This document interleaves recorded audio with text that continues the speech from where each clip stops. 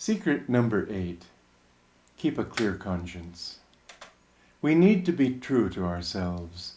We think, well, if we do something in secrecy and nobody knows about it, nobody will know, therefore it's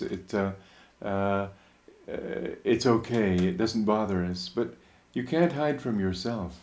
You can't hide from that deep feeling within you that you've made a mistake, that you're not doing things as you ought to. A person of devious mentality and questionable habits is never going to be peaceful inside, no matter how cool and calm an exterior he can present to other people. Con men often give the impression of being very cheerful, happy, likable, kind people, where in fact they can't be that way because their conscience can't let them be that way. You need to have this inner integrity to follow, to be in tune with your ideals, whatever they may be. Be true, speak the truth, act in truth. When you say that you're going to do something, do it, just because you said that you would. Make your word be an expression of your true intentions and not of something that you're trying to persuade other people that you think. Never be insincere. I don't mean that in your honesty, in your integrity, that you should be brutally frank. Truth is also beneficial.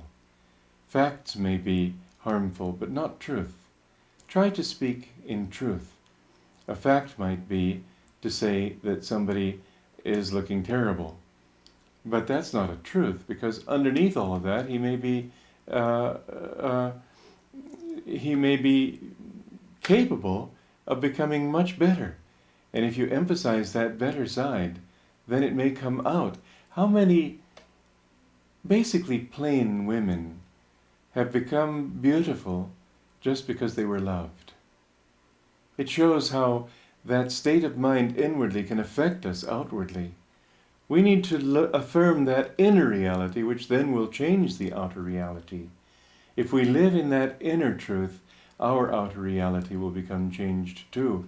Whereas a person who's a confidence man may have a nice exterior for a while, but sooner or later, like the painting of Dorian Gray, which gradually changed to reflect the vicious habits of Dorian Gray, even though he didn't change.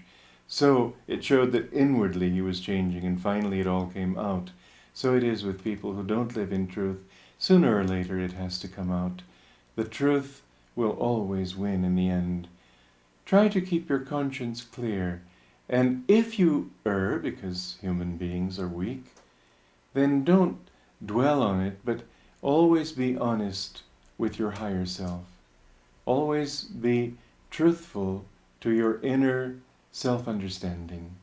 Just tell yourself, well, I did err, and I'll try to do better next time. And in that too you're living in tune with your conscience, because it shows that you do know what you want to do. You haven't dulled the edges of that perception. And in knowing what you want to do, you affirm that you want to and will, sooner or later, accomplish that and live in tune with those higher ideals. So, living in tune with our conscience may seem like a tall order, is a tall order, but don't feel that if any time you fail, therefore you've blown it. It helps to say rather, I haven't yet succeeded. In that way, every failure becomes like a stepping stone to ultimate success. And as long as your goals, as long as your eyes are set on that goal, your mind is fixed on that goal of ultimate perfection, ultimate achievement, you're still living in tune with your conscience. Because your conscience is not necessarily a fixed thing, but a direction. So in this you will find that the more you try, even then you will find a certain measure of peace. The greatest peace of all comes, of course, when finally you know that you are living in harmony with the universe and with the truths that sustain the universe.